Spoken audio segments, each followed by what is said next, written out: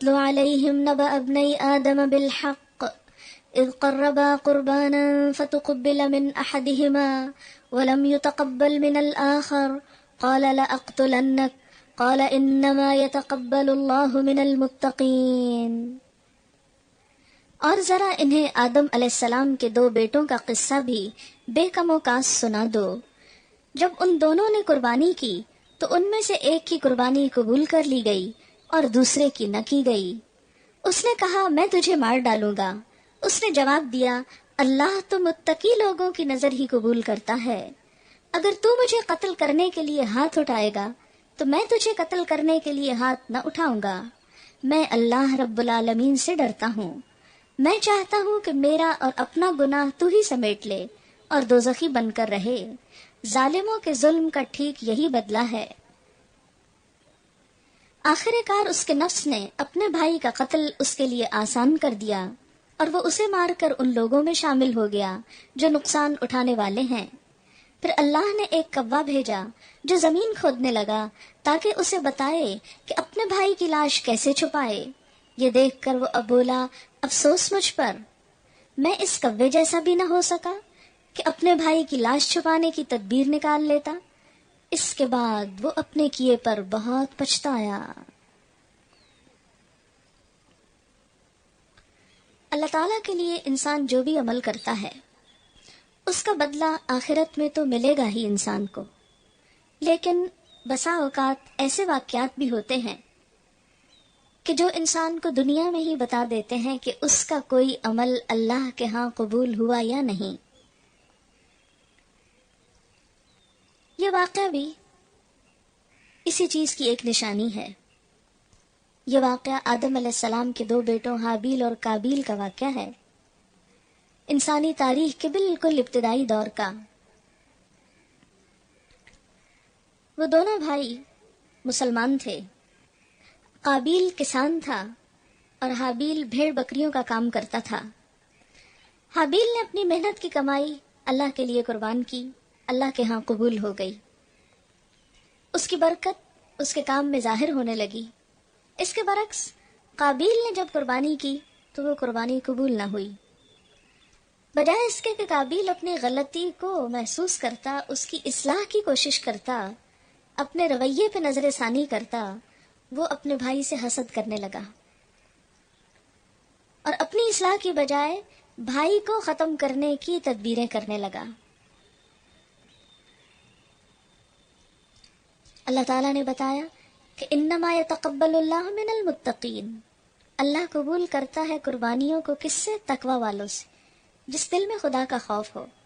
لیکن عام لوگوں کے نظر سے یہ بات اوجھل رہتی ہے، وہ اس فیکٹر کو گم کر دیتے ہیں، بھول جاتے ہیں اور دھونس دھاندلی اور زبردستی اور جبر کا رویہ اختیار کرتے ہیں اپنی حیثیت کو منوانے کے لیے۔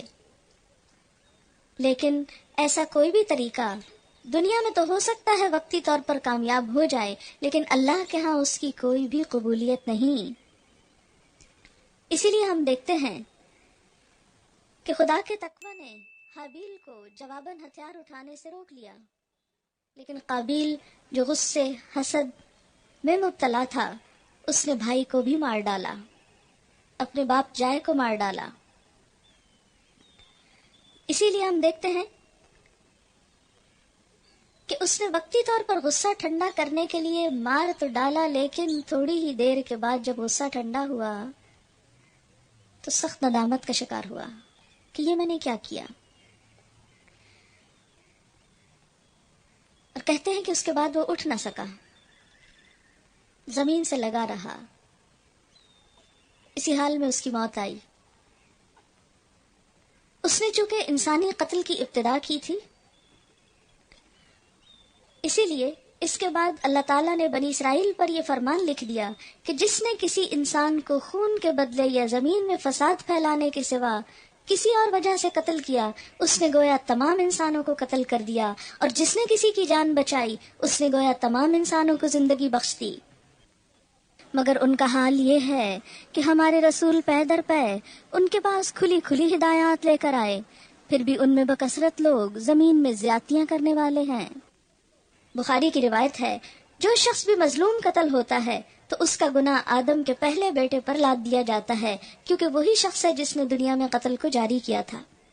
تو اس سے یہ بات بھی پتہ چلتی ہے کہ کسی برائی کی ابتدا کرنے والے کے لیے ان تمام لوگوں کے گناہوں کا بوجھ بھی ہے جنہوں نے اسے دیکھ کر کوئی برا کام کیا، اور اس کے برعکس نیک کام کی ابتدا کرنے والے کے لیے اتنا بڑا اجر ہے کہ وہ تمام لوگ جو اسے دیکھ کر نیکی کریں، جو کچھ وہ کریں، وہ بھی ابتدا کرنے والے کے حصے میں جائے گا۔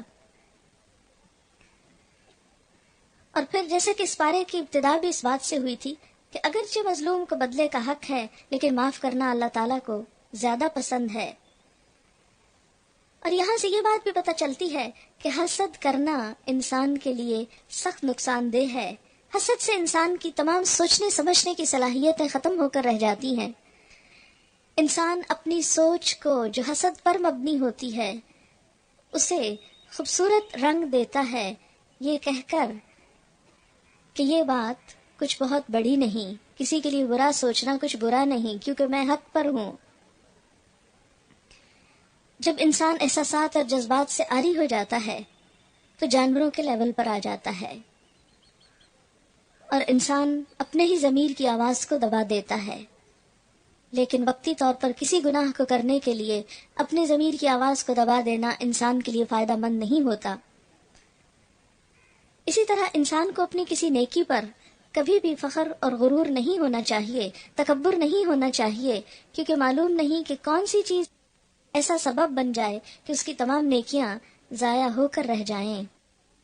پھر فرمایا، جو لوگ اللہ اور اس کے رسول سے لڑتے ہیں اور زمین میں اس لیے تگ و دو کرتے پھرتے ہیں کہ فساد برپا کریں، ان کی سزا یہ ہے کہ قتل کیے جائیں یا سولی پر چڑھائے جائیں، یا ان کے ہاتھ اور پاؤں مخالف سمتوں سے کاٹ ڈالے جائیں، یا وہ جلا وطن کر دیے جائیں۔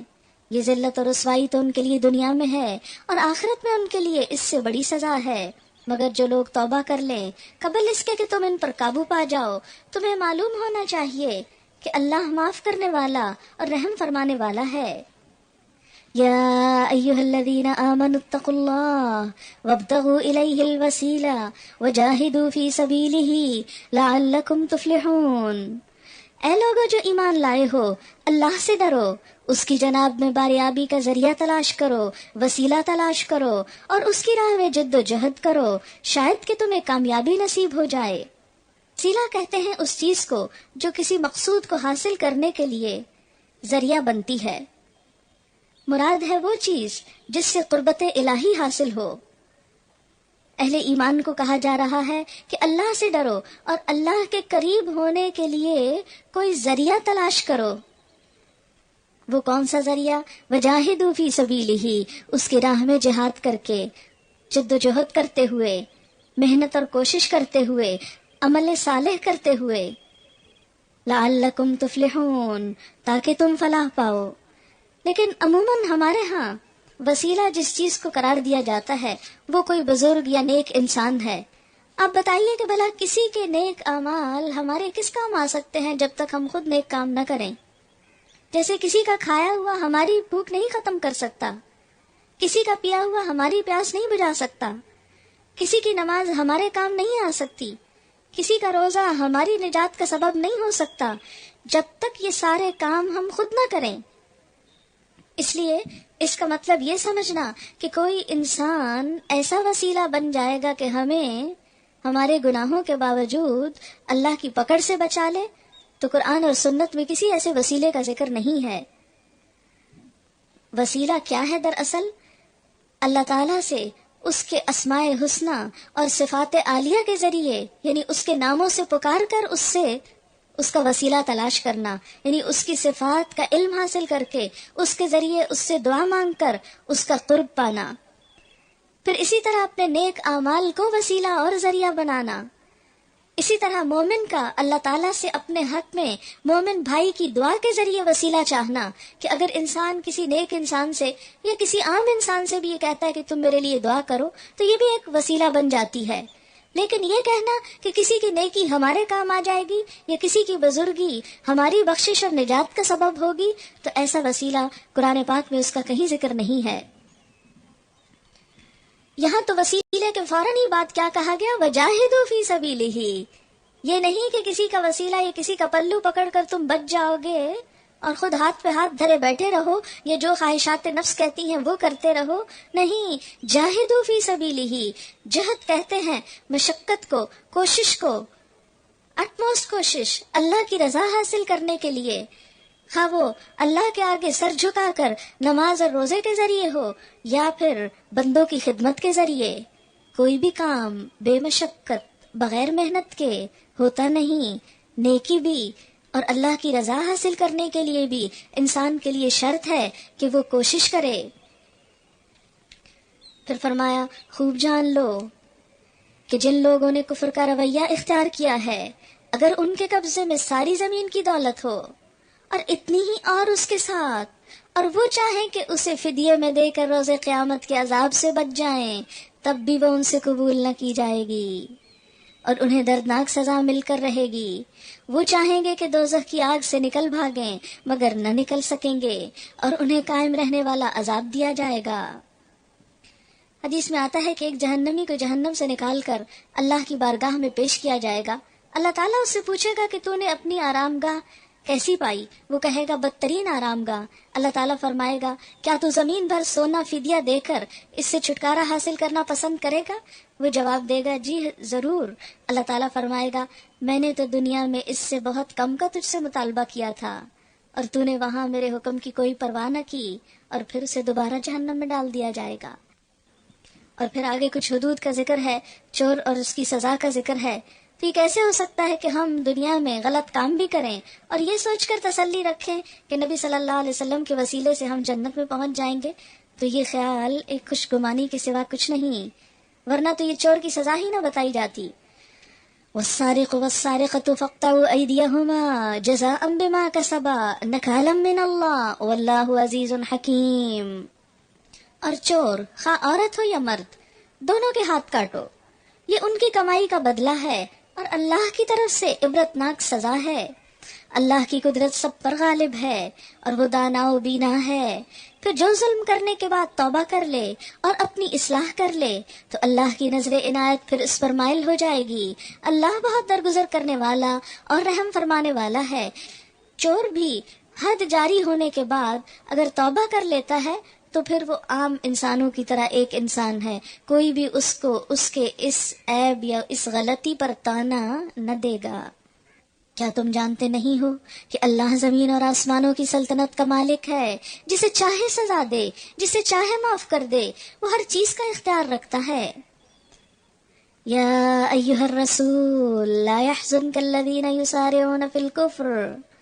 اے پیغمبر صلی اللہ علیہ وسلم، تمہارے لیے باعث رنج نہ ہوں وہ لوگ جو کفر کی راہ میں بڑی تیز گامی دکھا رہے ہیں، خواہ ان میں سے ہوں جو منہ سے کہتے ہیں کہ ہم ایمان لائے مگر دل ان کے ایمان نہیں لائے، یا ان میں سے ہوں جو یہودی بن گئے ہیں جن کا حال یہ ہے کہ جھوٹ کے لیے کان لگاتے ہیں، دوسرے لوگوں کی خاطر جو تمہارے پاس کبھی نہیں آئے سنگن لیتے پھرتے ہیں. کتاب اللہ کے الفاظ کو ان کا صحیح محل متعین ہونے کے باوجود اصل معنی سے پھیرتے ہیں اور لوگوں سے کہتے ہیں کہ اگر تمہیں یہ حکم دیا جائے تو مانو، نہیں تو نہ مانو. جسے اللہ ہی نے فتنے میں ڈالنے کا ارادہ کر لیا ہو اس کو اللہ کی گرفت سے بچانے کے لیے تم کچھ نہیں کر سکتے. یہ وہ لوگ ہیں جن کے دلوں کو اللہ نے پاک نہ کرنا چاہا، ان کے لیے دنیا میں رسوائی ہے اور آخرت میں سخت سزا ہے. سماعون للکذب اکالون للسحت. یہ جھوٹ سننے والے اور حرام کے مال کھانے والے ہیں، لہذا اگر یہ تمہارے پاس آئیں تو تمہیں اختیار دیا جاتا ہے کہ چاہو ان کا فیصلہ کرو ورنہ انکار کر دو. انکار کر دو تو یہ تمہارا کچھ نہیں بگاڑ سکتے، اور فیصلہ کرو تو پھر ٹھیک ٹھیک انصاف کے ساتھ کرو کہ اللہ انصاف کرنے والوں کو پسند کرتا ہے. اور یہ تمہیں کیسے حکم بناتے ہیں جبکہ ان کے پاس تورات موجود ہے جس میں اللہ کا حکم لکھا ہوا ہے، اور پھر یہ اس سے منہ موڑ رہے ہیں. اصل بات یہ ہے کہ یہ لوگ ایمان ہی نہیں رکھتے. ہم نے تورات نازل کی جس میں ہدایت اور روشنی تھی. سارے نبی جو مسلم تھے اسی کے مطابق ان یہودی بن جانے والوں کے معاملات کا فیصلہ کرتے تھے، اور اسی طرح ربانی اور احبار بھی اسی فیصلے پر دار و مدار رکھتے تھے. کیونکہ انہیں کتاب اللہ کی حفاظت کا ذمہ دار بنایا گیا تھا اور وہ اس پر گواہ تھے۔ پس اے گروہ یہود، تم لوگوں سے نہ ڈرو بلکہ مجھ سے ڈرو اور میری آیات کو ذرا ذرا سے معاوضے لے کر بیچنا چھوڑ دو۔ جو لوگ اللہ کے نازل کردہ قانون کے مطابق فیصلہ نہ کریں وہی کافر ہیں۔ تورات میں ہم نے یہودیوں پر یہ حکم لکھ دیا تھا کہ جان کے بدلے جان، آنکھ کے بدلے آنکھ، ناک کے بدلے ناک، کان کے بدلے کان، دانت کے بدلے دانت، اور تمام زخموں کے لیے برابر کا بدلہ ہے۔ پھر جو قصاص کا صدقہ کر دے تو وہ اس کے لیے کفارہ ہے، اور جو لوگ اللہ کے نازل کردہ قانون کے مطابق فیصلہ نہ کریں وہی ظالم ہیں۔ پھر ہم نے ان پیغمبروں کے بعد مریم علیہ السلام کے بیٹے عیسیٰ علیہ السلام کو بھیجا۔ تورات میں سے جو کچھ اس کے سامنے موجود تھا وہ اس کی تصدیق کرنے والا تھا، اور ہم نے اس کو انجیل عطا کی جس میں رہنمائی اور روشنی تھی، اور وہ بھی تورات میں سے جو کچھ اس وقت موجود تھا اس کی تصدیق کرنے والی تھی، اور خدا ترس لوگوں کے لیے سراسر ہدایت اور نصیحت تھی۔ ہمارا حکم تھا کہ اہل انجیل اس قانون کے مطابق فیصلہ کریں جو اللہ نے اس میں نازل کیا ہے، اور جو لوگ اللہ کے نازل کردہ قانون کے مطابق فیصلہ نہ کریں وہی فاسق ہیں۔ پچھلی شریعتوں میں کیا حکم تھا؟ کہ اللہ کے قانون کے مطابق لوگوں کے فیصلے کیے جائیں۔ اگر ان لوگوں کے لیے حکم تھا تو ہمارے لیے بھی یہی حکم ہے۔ اللہ کی شریعت پر چلنے کی بجائے خواہشات کی شریعت پر چلنے والے اللہ کی نظر میں کافر، ظالم اور فاسق کہلائے۔ اللہ تعالیٰ کی شریعت ہم مسلمانوں سے بھی کیا تقاضا کرتی ہے کہ ہم اسی کے نازل کردہ قانون کے مطابق اپنی زندگی بسر کریں اور اپنے اجتماعی معاملات میں فیصلہ کریں۔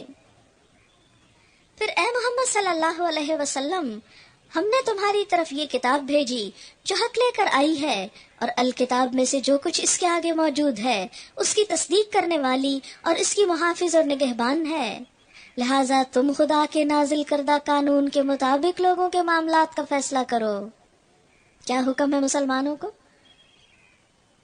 کہ کس قانون کے مطابق اپنے فیصلے کرو؟ خدا کے نازل کردہ قانون کے مطابق، کیونکہ ہم نے مسلمان ہونے کا وعدہ کیا ہے، اور اسی لیے سورت کے شروع میں اللہ تعالیٰ نے کیا فرمایا؟ اوفوا بالعقود، وعدے پورے کرو۔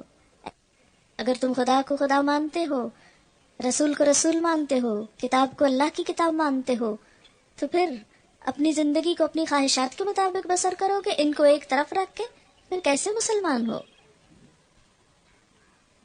اور جو حق تمہارے پاس آیا ہے اس سے منہ موڑ کر ان کی خواہشات کی پیروی نہ کرو۔ ہم نے تم میں سے ہر ایک کے لیے ایک شریعت اور ایک راہ عمل مقرر کی۔ اگرچہ تمہارا خدا چاہتا تو تم سب کو ایک امت بھی بنا سکتا تھا، لیکن اس نے یہ اس لیے کیا کہ جو کچھ اس نے تم لوگوں کو دیا ہے اس میں تمہاری آزمائش کرے، لہٰذا بھلائیوں میں ایک دوسرے سے سبقت لے جانے کی کوشش کرو۔ آخر کار تم سب کو خدا کی طرف پلٹ کر جانا ہے، پھر وہ تمہیں اصل حقیقت بتا دے گا جس میں تم اختلاف کرتے رہے ہو۔ وَأَنِحْكُمْ بَيْنَهُمْ بِمَا أَنزَلَ اللَّهُ وَلَا تَتَّبِعْ أَهْوَاءَهُمْ وَاحْذَرْهُمْ أَن يَفْتِنُوكَ عَن بَعْدِ مَا أَنزَلَ اللَّهُ إِلَيْكَ۔ پس اے محمد صلی اللہ علیہ وسلم، تم اللہ کے نازل کردہ قانون کے مطابق ان لوگوں کے معاملات کا فیصلہ کرو اور ان کی خواہشات کی پیروی نہ کرو، یعنی جہاں اللہ کا حکم آ جائے پھر وہاں اپنی خواہش، اپنی مرضی، اپنی نیت اور اپنا دل اور اپنے ارادے کچھ بھی حیثیت نہیں رکھتے۔ ہوشیار رہو کہ یہ لوگ تم کو فتنے میں ڈال کر اس ہدایت سے ذرہ برابر منحرف نہ کرنے پائیں جو خدا نے تمہاری طرف نازل کی ہے۔ پھر اگر یہ اس سے منہ موڑیں تو جان لو کہ اللہ نے ان کے بعض گناہوں کی پاداش میں ان کو مبتلا مصیبت کرنے کا ارادہ کر ہی لیا ہے، اور یہ حقیقت ہے کہ ان لوگوں میں سے اکثر فاسق ہیں۔ اگر یہ خدا کے قانون سے منہ موڑتے ہیں تو کیا پھر جاہلیت کا فیصلہ چاہتے ہیں؟ افحکم الجاہلیت یبغون ومن احسن من اللہ حکما لقوم یوقنون۔ حالانکہ جو لوگ اللہ پر یقین رکھتے ہیں ان کے نزدیک اللہ سے بہتر فیصلہ کرنے والا کوئی نہیں ہے۔ جاہلیت کا لفظ اسلام کے مقابلے میں استعمال کیا جاتا ہے۔ اسلام کا طریقہ سراسر علم کا طریقہ ہے، یعنی ہر حکم جو ہم کو ملا علم کی بنا پر، اللہ نے یہ کتاب اپنے علم کی بنا پر نازل کی ہے، کیونکہ وہ بندوں کو پیدا کرنے والا بھی ہے، بندوں کی نفسیات کو بھی جانتا ہے، اور ان کے لیے جو چیزیں نقصان دہ ہیں ان کی بھی وہ خبر رکھتا ہے۔ لہذا جو حکم اس نے دیا وہی دراصل فائدہ مند ہے۔ اس کے برعکس ہر وہ طریقہ جو خواہ قدیم دور کا ہو یا جدید دور کا، اسلام سے ہٹ کر ہو، اسلام کے اپوزٹ ہو، وہ جاہلیت کا طریقہ قرار پائے گا، کیونکہ وہ لوگوں کی یا تو خواہشات پر مبنی ہوگا یا لوگوں کے محدود علم پر مبنی۔ دنیا کے سارے انسان بھی مل کر یہ دعویٰ نہیں کر سکتے کہ ہم نے مل کر جو سوچا وہ اللہ کے حکم کے مقابلے میں زیادہ بہتر سوچا، ہرگز نہیں۔ ساری دنیا بھی اکٹھی ہو جائے اور ان کی عقل سال ہا سال بھی مل کر بحثیں کرتے ہوئے کسی نتیجے پر پہنچے اور اللہ کا حکم اس کے برعکس ہو، تو فائدہ اللہ ہی کا حکم ماننے میں ہے، اس لیے کہ انسانوں کی عقل تو محدود ہے، انسان کا علم محدود ہے، اس کا تجربہ محدود ہے، اس کے وسائل محدود ہیں۔ اس لیے جو وسعت، جو حکمت، جو علم، جو قدرت اور جو بڑائی اللہ کی ذات کو ہے وہ کسی کو بھی نہیں۔ لہذا انسان کے لیے فائدہ مند، نفع مند علم وہی ہے جو وحی الہی کے ذریعے سے آیا، نہ کہ صرف انسانی عقل اور مشاہدے کی پیداوار ہو۔ کیونکہ اگر انسان اپنی عقل کو معیار بناتا ہے یا انسان اپنے مشاہدے کو معیار بناتا ہے کہ جو چیز میں خود ایکسپیرینس کروں گا صرف اس کو مانوں گا، تو آپ دیکھیں کہ اس طرح تو دنیا کی بھی بہت سی چیزیں انسان مان نہیں سکتا۔ مثلا اگر کوئی شخص یہ کہے کہ میں نہیں مانتا کہ زہر مارتا ہے انسان کو جب تک کہ میں زہر چکھ نہ لوں، میں تو اسی وقت ایمان لاؤں گا، تو کہا جاتا ہے کہ ایک سائنٹسٹ نے یہ بتانے کے لیے زہر کو چکھا کہ یہ میٹھا ہے، کڑوا ہے یا نمکین ہے، تو کہتے کہ اس نے ایک ہاتھ میں قلم پکڑا اور ایک ہاتھ سے تھوڑا سا سنکھیا چکھا تو صرف ایس لکھ سکا۔ ایس سے سویٹ بھی بنتا، ساور بھی بنتا، سالٹی بھی بنتا ہے۔ تو اس لیے اگر کوئی بھی شخص یہ شرط لگاتا ہے کہ وہ خود چکھ کر، سونگ کر، دیکھ کر، سمجھ کر، لاجک کے ساتھ پھر مانے گا اللہ کے حکم کو کہ واقعی اس میں فائدہ ہے یا نہیں، تو یہ محال ہے امر، یہ ہو نہیں سکتا۔ اس لیے ایمان بالغیب ضروری ہے۔ حالانکہ جو لوگ اللہ پر یقین رکھتے ہیں ان کے نزدیک اللہ سے بہتر فیصلہ کرنے والا کوئی نہیں۔ یا ایھا الذین آمنوا لا تتخذوا اليہود والنصارى اولیاء بعضهم اولیاء بعض، اے لوگو جو ایمان لائے ہو، یہودیوں اور عیسائیوں کو اپنا دوست نہ بناؤ، یہ آپس ہی میں ایک دوسرے کے رفیق ہیں، اور اگر تم میں سے کوئی ان کو اپنا دوست بناتا ہے تو اس کا شمار بھی پھر انہی میں ہے۔ یقیناً اللہ ظالموں کو اپنی رہنمائی سے محروم کر دیتا ہے۔ تم دیکھتے ہو کہ جن کے دلوں میں نفاق کی بیماری ہے وہ انہی میں دوڑ دھوپ کرتے پھرتے ہیں، کہتے ہیں ہمیں ڈر لگتا ہے کہ کہیں ہم کسی مصیبت کے چکر میں نہ پھنس جائیں، مگر دور نہیں کہ اللہ جب تمہیں فیصلہ کن فتح بخشے گا یا اپنی طرف سے کوئی اور بات ظاہر کرے گا تو یہ لوگ اپنے اس نفاق پر جسے یہ دلوں میں چھپائے ہوئے ہیں نادم ہوں گے، اور اس وقت اہل ایمان کہیں گے کیا یہ وہی لوگ ہیں جو اللہ کے نام سے پکی قسمیں کھا کر یقین دلاتے تھے کہ ہم تمہارے ساتھ ہیں؟ ان کے سب اعمال ضائع ہو گئے اور آخرکار یہ ناکام اور نامراد ہو کر رہے۔ یا ایھا الذین آمنوا من یرتد منکم عن دینہ فسوف یأتی اللہ بقوم یحبهم ویحبونہ اذلة علی المؤمنین عزة علی الکافرین یجاہدون فی سبیل اللہ ولا یخافون لومۃ لائم ذلک فضل اللہ یؤتیہ من یشاء واللہ واسع علیم۔ اے لوگو جو ایمان لائے ہو، اگر تم میں سے کوئی اپنے دین سے پھرتا ہے، یعنی دین کو پسند نہیں کرتا، دین سے نفرت کرتا ہے، دین کو ایک حقیر چیز سمجھتا ہے، اس سے منہ موڑ کر کسی اور سے اپنا تعلق اور اپنی وابستگی کو ظاہر کرتا ہے، تو اللہ تعالیٰ کیا فرماتے ہیں؟ تو پھر جائے، اللہ کو کوئی پرواہ نہیں۔ یعنی ہمارا دین پر چلنا اور اس پر عمل کرنا اللہ تعالیٰ کی ضرورت نہیں ہے، یہ تو ہماری اپنی ضرورت ہے کہ اس نے ہمیں اچھی زندگی بسر کرنے کا طریقہ بتایا، اگر ہم اس طریقے کو نہیں فالو کرتے تو اس کا تو کچھ بھی نقصان نہیں ہے۔ فرمایا اللہ کو کچھ پرواہ نہیں تم جیسوں کی جو حق کو پا کر پھر منہ موڑ جائیں. اللہ اور بہت سے ایسے لوگ پیدا کر دے گا جو اللہ کو پیارے ہوں گے اور اللہ ان کو محبوب ہوگا. اللہ تعالیٰ اور لوگ لے آئے گا جن کے دلوں میں اللہ کی محبت ہوگی، جو مومنوں پر نرم اور کفار پر سخت ہوں گے. یہ ایک ایسی کوالٹی بتائی گئی ہے اہل ایمان کی کہ وہ آپس میں نرم دل ہوتے ہیں. رحماء بینہم، آپس میں رحیم و شفیق، مہربان. جیسے اقبال نے بھی کہا تھا، ہو ہلکا یاراں تو بریشم کی طرح نرم، رزم حق کو باطل ہو تو فولاد ہے مومن. یعنی اہل ایمان آپس میں رحیم و شفیق ہوتے ہیں. ایک اور جگہ علامہ اقبال کہتے ہیں، جس سے جگر لالا میں ٹھنڈک ہو وہ شبنم، دریاؤں کے دل جس سے دہل جائیں وہ طوفان. یعنی مومن تو وہ ہستی ہوتا ہے کہ جسے دیکھ کر لوگوں کے دل ٹھنڈے ہو جائیں اور اہل ایمان کے دل خوشی سے کھل اٹھیں. یہ ایمان کی پہچان بتائی گئی. ہم سب اس کو اپنے اوپر لے کر دیکھیں، خود کو اس معیار پر پرکھیں کہ کیا واقعی ہم اہل ایمان کے لیے نرم اور شفیق ہیں، کہ ہمیں دیکھ کر لوگوں کے دل کھل جائیں نہ کہ نفرت سے بھاگ جائیں. کیا مصیبت آ گئی. ایسے ہی لوگ یجاہدون فی سبیل اللہ، اللہ کی راہ میں جہاد کریں گے. ولا یخافون لومۃ لائم، اور اس معاملے میں کسی ملامت گر کی ملامت سے نہ ڈریں گے. یہ بھی اہل ایمان کی ایک صفت ہے کہ ان کی ساری جد و جہد اور کوشش اللہ کی رضا حاصل کرنے کے لیے ہوتی ہے، اور اللہ کی رضا میں اگر کوئی ناراض ہو تو وہ اس کی پرواہ نہیں کرتے. اگر انسان دیکھے تو اس میں انسان کے لیے بڑا ہی سکون ہے کہ ایک رب کو راضی کر کے چین پا جائے، کیونکہ اس کو راضی کیا جائے تو وہ راضی ہو جاتا ہے. جبکہ بندوں کا حال یہ ہے کہ ان کو آپ راضی کرتے رہے. 10 سال بھی اگر آپ کسی کو راضی کرنے والے کام کریں اور ایک دن آپ سے کوئی ایسا کام ہو جائے جو اس کو پسند نہ آئے تو وہ ناراض ہو جاتا ہے. بندے تو ہیں ہی ناشکرے، کہاں تک بندوں کو راضی کریں گے، کب تک لوگوں کو خوش کرنے کے لیے بھاگ دوڑ کریں گے، جہاد کریں گے.